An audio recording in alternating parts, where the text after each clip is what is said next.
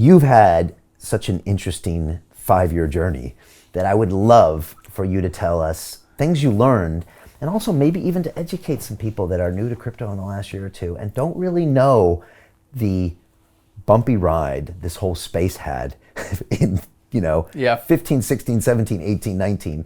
And you went on all the rides. You had the front seat, I think, on a bunch of those rides. I mean, you guys did, I think, was it the biggest ICO at the time at $232 million? I think actually the funds raised by Filecoin were around like 250 at the time. All right, so right behind them. But the thing is, like, no one wants to be the biggest, and so Filecoin did a good job of like taking the biggest, not being the biggest. So can you tell us about that period of time, from say 15 to 19, and walk us through, I don't know, things that you remember, or learning points, or maybe important points in history for people to know? Because Tezos, you didn't spin up a layer 1 last year. I mean, you guys have been there for a long time, and I think it's why people are using your tech as well. I started working on it in 2014. And at first it was a hobby project. And I was like, this is interesting. And I want to do something. And some people get a golf membership. And I was like, you know what? I have this thing. And I've had side projects forever. I've always had something I was working on the side. And the problem is I never really had time for it because I had a full-time job. And I was saying, like, this project is going to be different. I wanted to see the light of day. So I went through my savings and I said I'm going to pay a small team of developers to actually work on it. And at this point, it's just a fun idea. And I would say, you know what, maybe it'll be something. Worst case scenario, it'll be a nice calling card. It's like it will be one cool thing that I did, and I can talk to people about that. So it starts being built, and then circa 2015, there's a lot of Wall Street interest in blockchain technology. Not actually decentralized blockchain, but blockchain technology. And I think I have something really cool here. We have good prototypes, especially comparing to where Ethereum is. I think we're actually like advancing pretty quickly, but I don't have all that much money. And I'm thinking, man, we could do something with it. And at the time, I start seeing startups who have nothing raise millions and millions of dollars to do like vague things with banks. And it's literally people who have a fork of Bitcoin. They fork Bitcoin, they add a small front end to say like, oh, and here we clear the swap. And they are going to these banks, and the banks who say, oh, we must do something in blockchains are giving them, like this, and it's going to be sounding ridiculous now, but they're going to give them this 5 million rounds, which today is nothing in crypto, right? But at the time, it's a lot of money. It's like, wow, my God, this person raised $1 million after like forking Bitcoin. And there I have, with a protocol written from scratch that is proof of stake, that has smart contracts, all of that.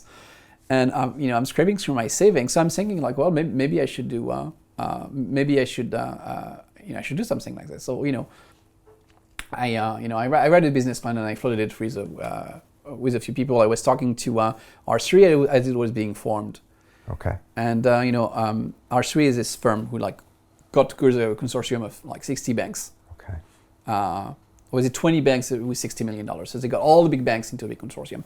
And I started talking to them in February of 2015. And at the time, they talked to me what they wanted to do, and they said, like, well, we're gonna get this consortium, and then we're gonna advise banks on what to do. And they had this brilliant guy, David Rudder, who had put together consortiums of banks together.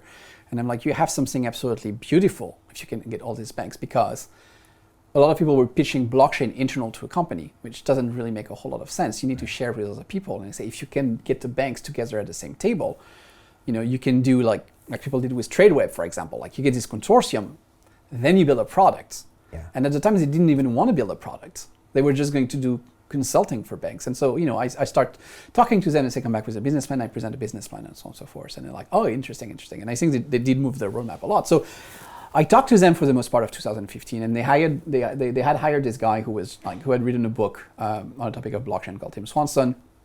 And basically, he asked me for information, and I just like feed him a ton of talking points. And I was sending him emails, and he was just like copy pasting them and just plagiarizing them inside the company. And I think at this point, like, okay, like they're going to raise money. Surely, maybe I'm going to go and work with them. They raise a bunch of money, and I said like, guys, can we do something? And they're like, I don't know. You're a keyboard warrior.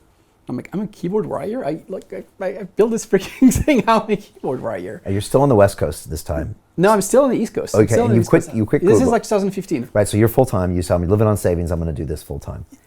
Yeah. So no, I'm not. I'm thinking. I'm putting my savings in. I'm still working at a bank, but I'm putting my savings into like this pet project, and I'm talking to this firm because I'm thinking like, look, I'm getting a little tired of what I'm doing in quant finance. Maybe I can, like get a job in this new thing. Right. And it just like completely turned me down, and they hired this guy instead.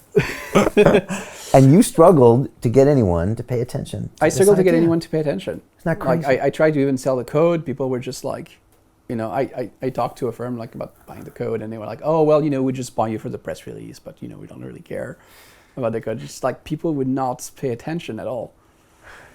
And I'm talking to this firm who was like, no, we have our like blockchain in Python and with like a gold product, and we're pretty, like focused on that.